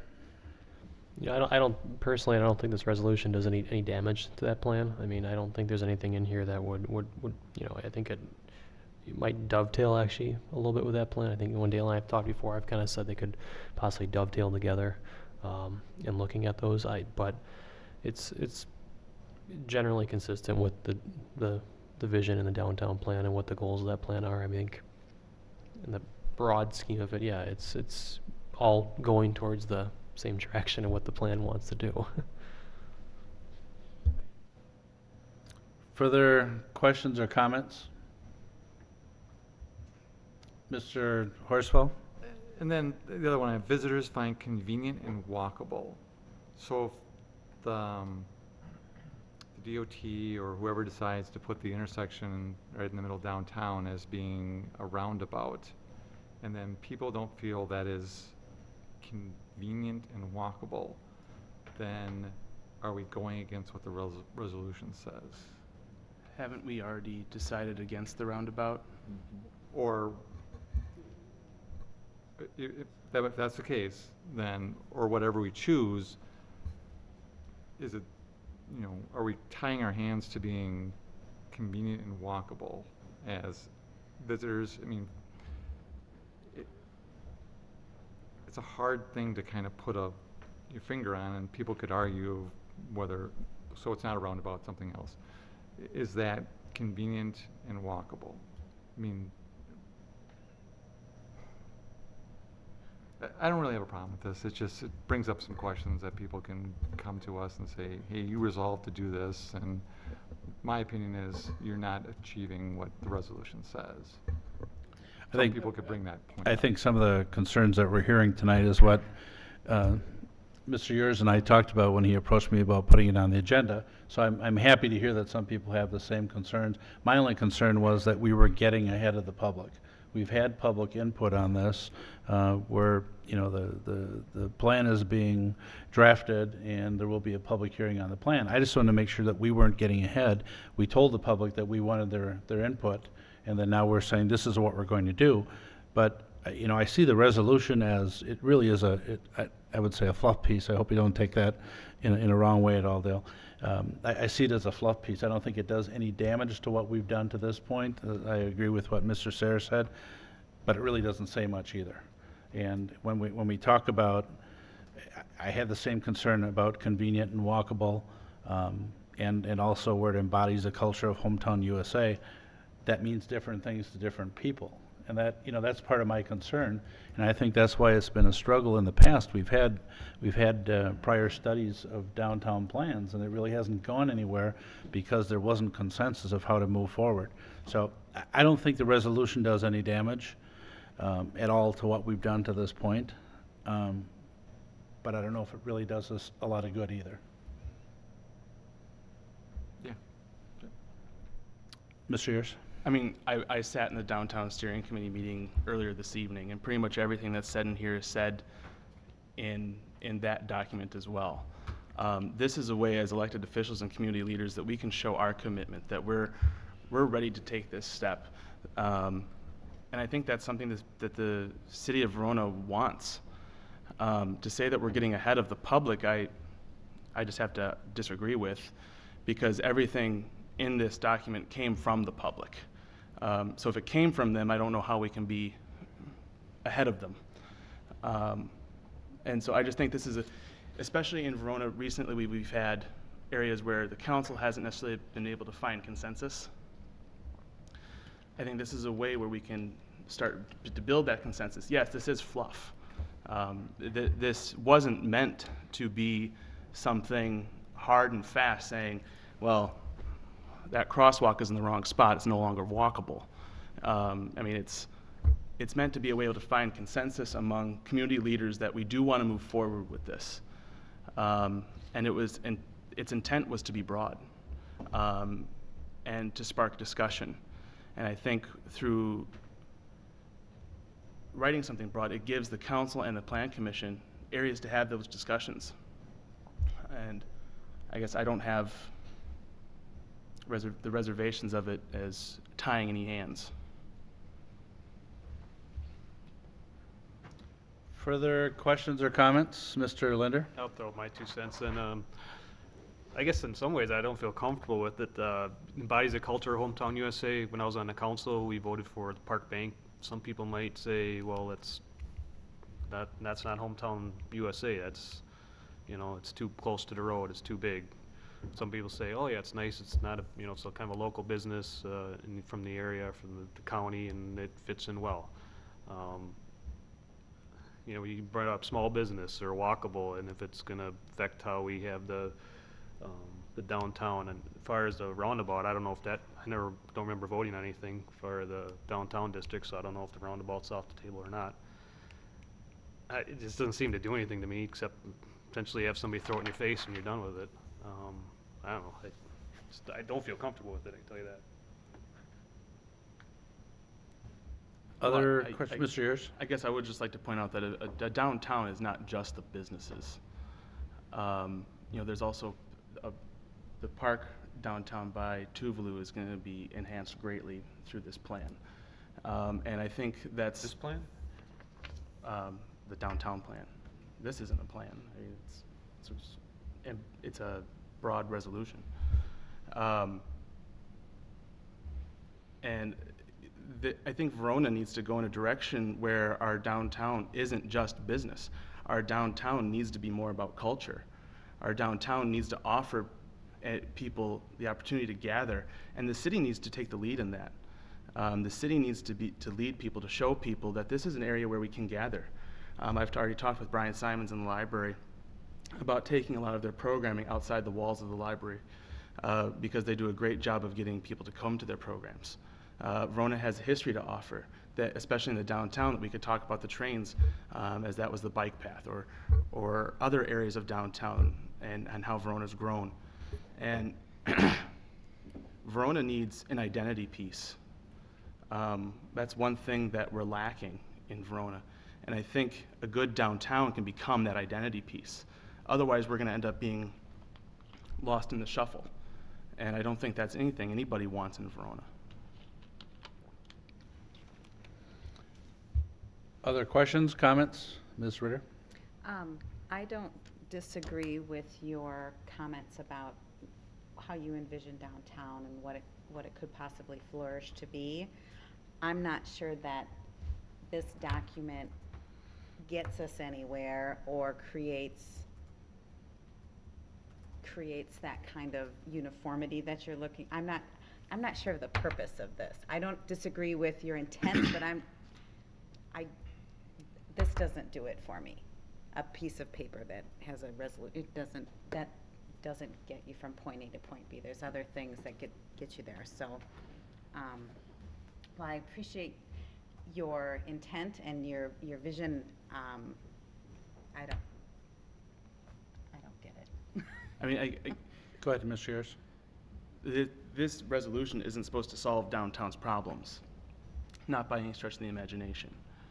What it does is it shows commitment, it shows consensus that we're all ready to do those things and to take those actions.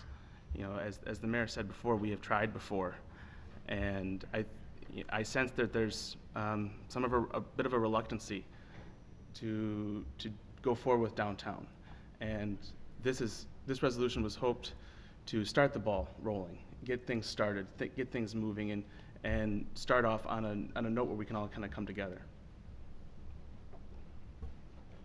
Mr. Heinzen? Sure, I'm just curious, what's the reluctance on people's parts about revitalizing the downtown? And I guess I'm looking at it this way, is that, you know, we are part of the Plan Commission. There are members of our community who are in the Common Council.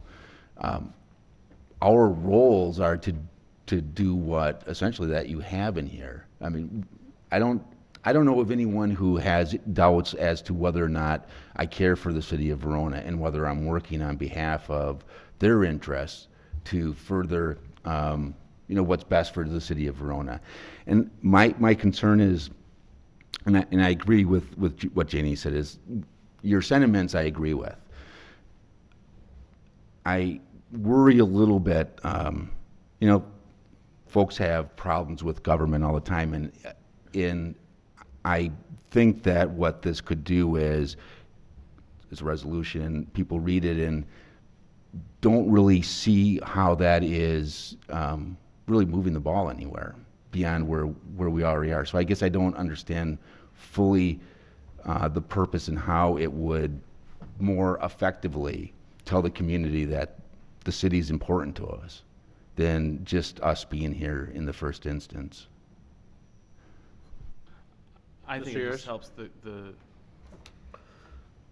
perception of us as coming together, because as I stated before, not necessarily on the plan commission level, but at the council, I mean, no one can argue over the last year there's been some contentious debates. There's been some division. And I think to an extent that has hurt the image of the council. And when we're about to embark on a big project like downtown revitalization, I want to do that on a consensus. I want to do that coming together, and not on those points of division. And you're much closer to it than I am, certainly, but what if there's a disagreement among Plan Commission members or the Common Council members? Which I think is possible still. And so I think that I think it's a good idea for us to want to work together, but I guess I don't see how the vagueness of how we're going to reach this consensus is helpful. So. Mr. Years? No, I'm sorry. Mr. Lytle? I seconded the motion, so I think I should chime in a little bit on why I do support it. I would argue that as a city, we've passed resolutions on far less weightier, far less substantive issues. And so I don't think that this is necessarily providing mixed messages or making commitments that people would question us on later. One question for Adam in terms of timing for the downtown plan and the steps in the approval process as you see it laying out currently. Mr. Sayre? Sure. So tonight we had our steering committee meeting. The consultants will go back, make some changes to that. The downtown plan will actually be adopted as part of our comprehensive plan, and as by state law, we have a 30-day window or public hearing time period we have to abide by. So most likely the plan would get here either in January or at the February Plan Commission meeting, because we have to meet the 30-day notice requirements for that. But there was a draft that has been completed. If anyone would like copies of that, please, I guess, let me know. I can email those to you. But that, like I said, should be moving forward, I would anticipate, in January or February. Okay. So I guess my suggestion, and you can take it or leave it or tell me whether it makes any sense or not, is we can, in the next couple of months, make a very substantive declaration in terms of adopting a downtown plan and how that amends our comprehensive plan, and perhaps with the goal of communicating consensus, maybe we would want to take a similar resolution and pass that as part of the adoption of the downtown plan. Based on what I'm hearing here tonight, that may be a better way to demonstrate that unity, but obviously if you want to vote on it anyway, go ahead. Mr. Years? I guess I would hate to see the resolution fail, because I think that sends a bad message as well. I think as far as the city's commitment, I know a lot of people have said that there hasn't been commitment from the city in the past, and that's just not the case. I mean, it was a prior council that funded the study. We created the downtown steering committee. We've been working towards that. The council's been involved with discussions that we've had at the public information meeting so far. The city has gone so far as to buy a piece of property that's for sale that could potentially be used for parking or for other purposes, but at least we control that property.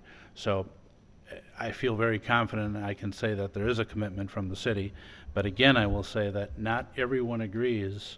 For example, on the walkable situation, people have said to me at these public information meetings that they think we have too many people walking downtown already. I don't agree with that, but I'm telling you that I hear that. they think we have too many pedestrians already, and they aren't obeying the, you know, the traffic laws, and the cars aren't obeying the traffic laws when it gets to be pedestrians. Not everyone believes that we should have more people walking around the downtown. And again, I'm not saying that I agree with that, but I'm very confident in saying that there is a commitment from the city. We are so close to having the public hearing and that draft plan out there. I would hate to see this resolution fail. So we are still, Mr. Horsfeld? And just for a little history, I mean, some people are new to the Verona, but before, when the lumber company was there and we had power lines running through downtown, it's come a long way in the last 20 years from what I remember.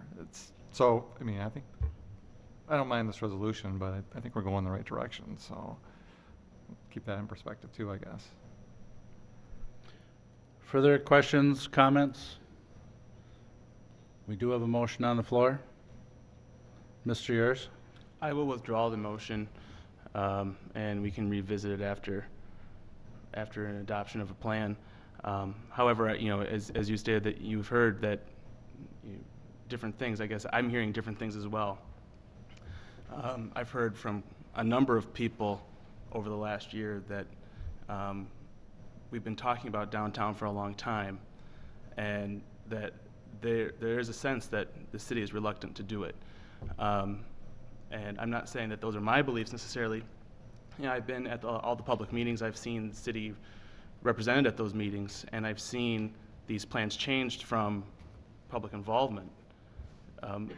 But I guess I do want you to know that there is that sentiment out there, that we are moving quite slowly on this. And not that we need to move rashly or quickly, but I think we do need to make sure that we do get something done this time out of this, and show that commitment to the residents of Verona, and do it blatantly, because that's what they're looking for. Mr. Yurs, who is the author of the motion, is asked to have it withdrawn if the second agrees. And I will ask if we have unanimous consent, no objections from the Plan Commission. Seeing none, that has been withdrawn. And Dale, Mr. Yurs, I do appreciate you bringing this up here. I think it's good conversation, and let's continue that conversation. Before we adjourn, we just want to check the next scheduled meeting for the Plan Commission would be on January 6th. And we just want to make sure that the majority of the Plan Commission members are available for that. I'm seeing a nodding of heads. So January 6th it will be. With no other business before us, a motion to adjourn would be in order. We have a motion by Mr. Horsfall. Is there a second? Second by Ms. Ritter. All those in favor of adjournment signify by saying aye. Aye. Opposed, no. Motion carried, and we are adjourned. Thank you, everyone.